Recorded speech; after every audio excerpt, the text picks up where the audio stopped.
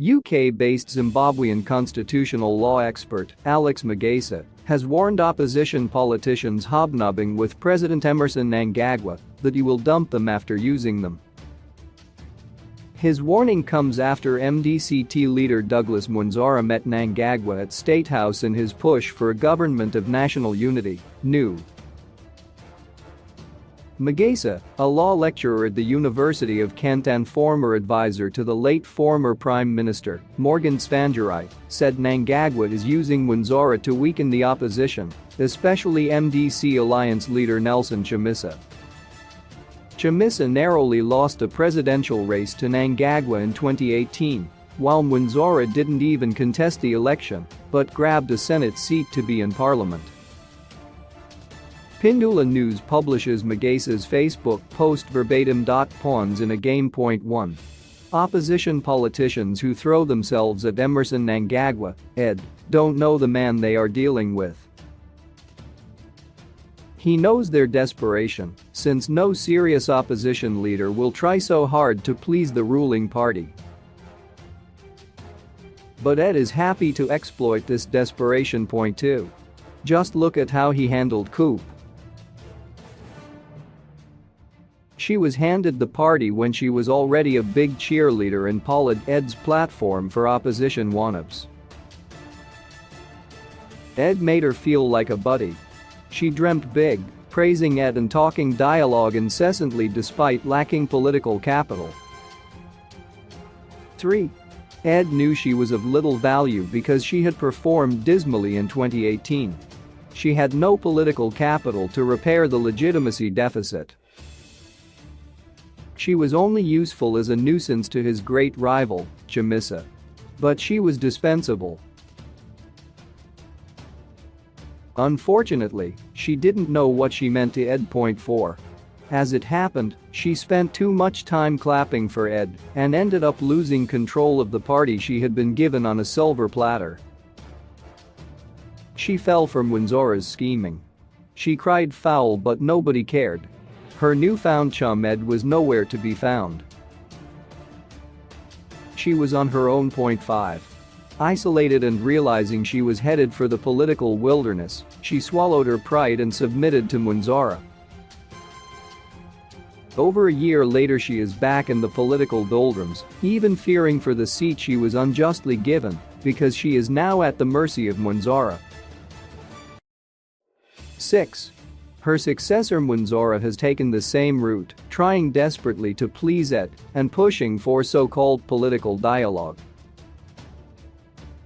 Ed has granted him an audience, which has given Mwonzora some confidence. But Ed knows that just like coup, Mwonzora lacks political capital. 7. Political capital comes from the authority that is conferred by the people through an election.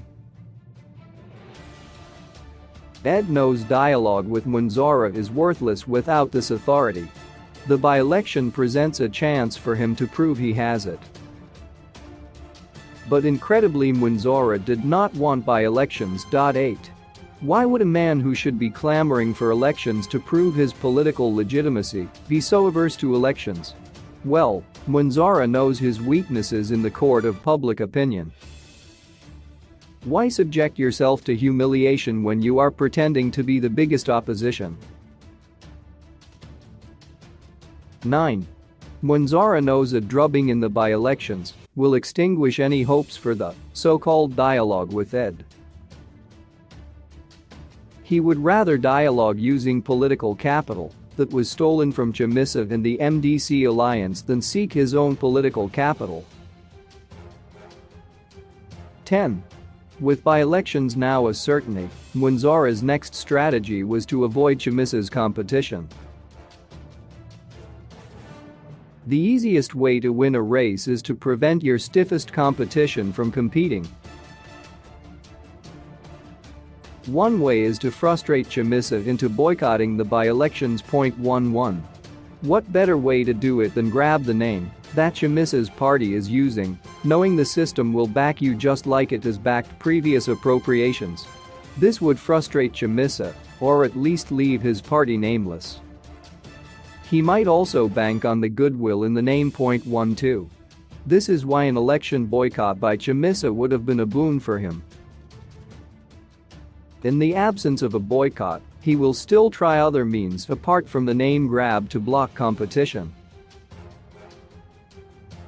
The MDC alliance must be alive to these legal shenanigans at or after nomination day.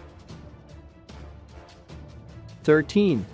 And of course, they must be extra vigilant to make sure ZEC conducts a free and fair election. Mwonzora's only chance is if the system rigs on his behalf. That is a big risk, but even more reason for Chamisa and his team to implement a robust anti-rigging system. 14. Coop thought Ed might rescue her, but he just strung her along before dumping her. Mwonzora probably thinks Ed will rescue him, but he is likely to suffer the same fate. Ed's prize is 2023 and he wants to fight a weakened Chamisa. That's Mwonzora's only value. To drain Chamisa,